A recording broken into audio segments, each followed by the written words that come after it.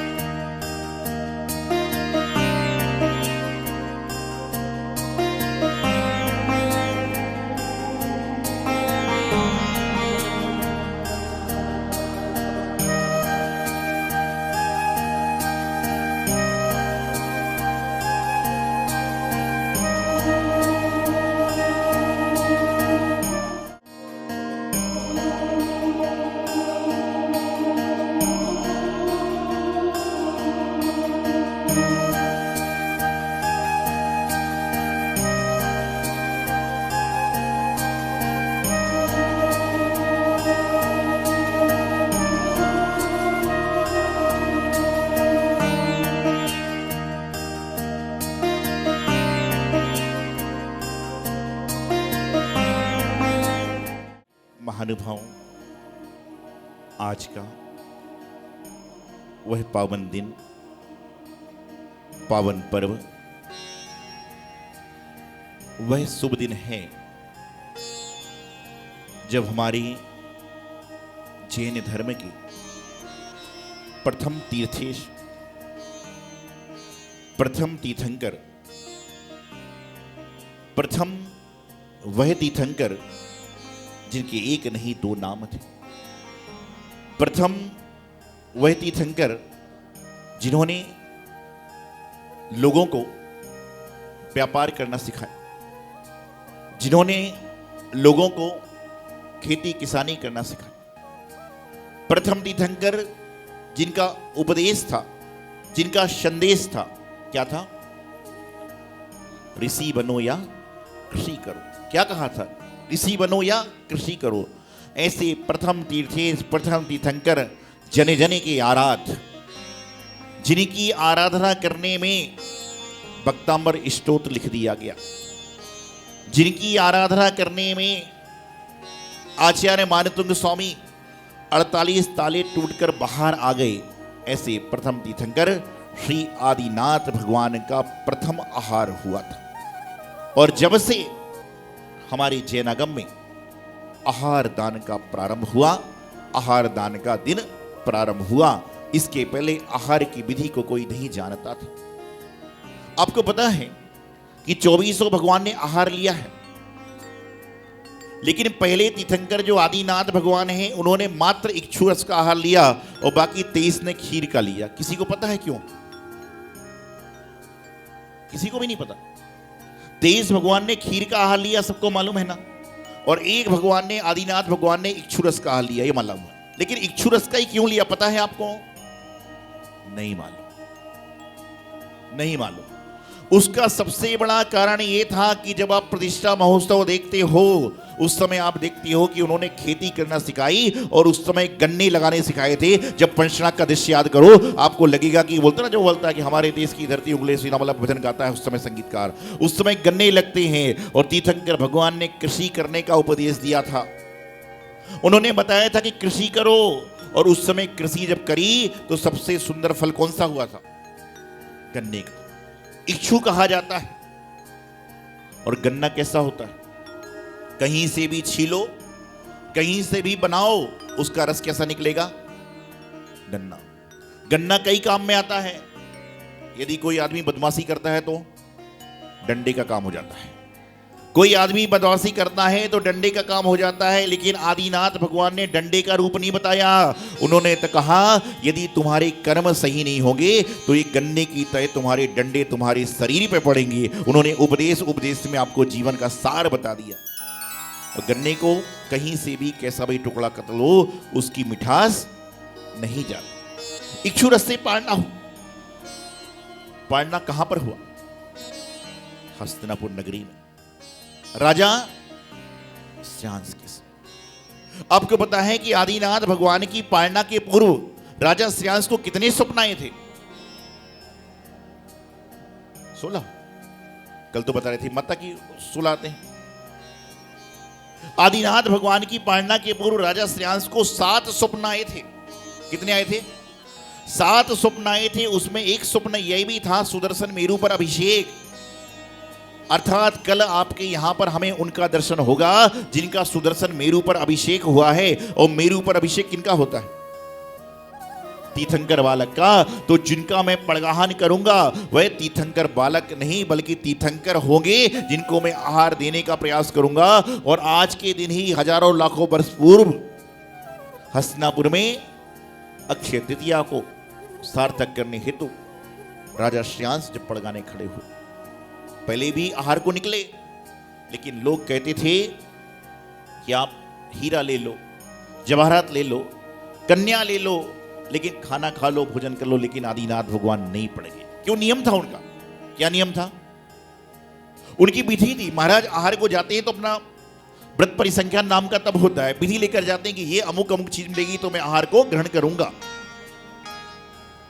आपने कभी आचार्य शनपति सागर जी महाराज के दर्शन किए हो? तपस्वी सम्राट जिनकी समाधि 2010 में हुई है, नाम सुना हो, दर्शन करे हो। आपको बता दूं कि जब महाराज आहार को निकलते थे, 10 दिन के उपवास के बाद में कोई विधि लेकर निकलते थे, और यदि 11वें दिन उनकी विधि नहीं मिलती थी तो 12वें दिन फिर उपवास होता था और 13वें दिन फिर आहार को निकलते थे।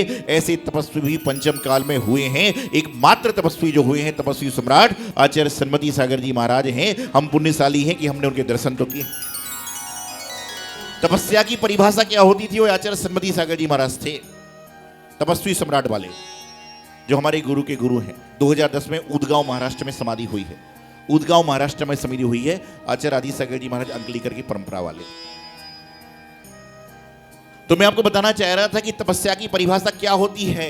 उन्होंने बताया, उन्होंने जनाया लोगों को उस समय, लेकिन व्हाट्सएप मीडिया फेसबुक नहीं था तो लोगों को जानकारी ज्यादा मिल नहीं पाई। तो जब आहार को निकले 6 महीने नहीं हुआ, 6 महीने बाद हुए। भगवान आदिनाथ स्वामी को आहार की आवश्यकता नहीं थी, लेकिन यदि भगवान आदिनाथ स्वामी आहार नहीं लेते तो लोगों को आहार की विधि का ज्ञान नहीं होता। आप लोग आते हैं ना, क्या बोलते हैं? मनशुद्धि, बोलो मनशुद्धि, वचन शुद्धि, उसके बाद ये डोली बोलते हो। लेकिन कई बार जब मैं आपको दिखता हूं ना तो मैं सोचता हूं मन शुद्धि तो ठीक है, वचन शुद्धि तो ठीक है, लेकिन ये काय की शुद्धि है? काया तो शुद्ध नहीं है, कभी बीमारी हो जाती है, कभी कुछ हो जाती है। लेकिन काय के ऊपर जो वस्त्र धारण कर लिए हैं वो भी शुद्ध नहीं। अपने भावों को शुद्ध बनाओ। आहार जल शुद्ध है बोल देते हो, ध्यान रखना कि सच मायने में आहार जल शुद्ध बोलने का अधिकारी वह है जिसने आहार जल बनाया हो, वह आहार जल शुद्ध बोलने का अधिकारी है। आपने तो धोती लगाई, दुपट्टा लगाया, साड़ी बदली और थाली लेकर खड़े हो गए कि महाराज ये लीजिए। और कई बार मेरे साथ होता है, जब थाली पकड़कर कोई व्यक्ति खड़ा होता ना, वो बताता कि लौकी की सब्जी है और मुझे दिखती है कि परवल की सब्जी है, लेकिन बोला लौकी क्यों, बनाने वाला कोई और है। कपड़े 2 तरह के होते हैं, एक हैंडमेड होता है और एक मतलब बिना सिला होता है और एक रेडीमेड सिला सिलाया होता है।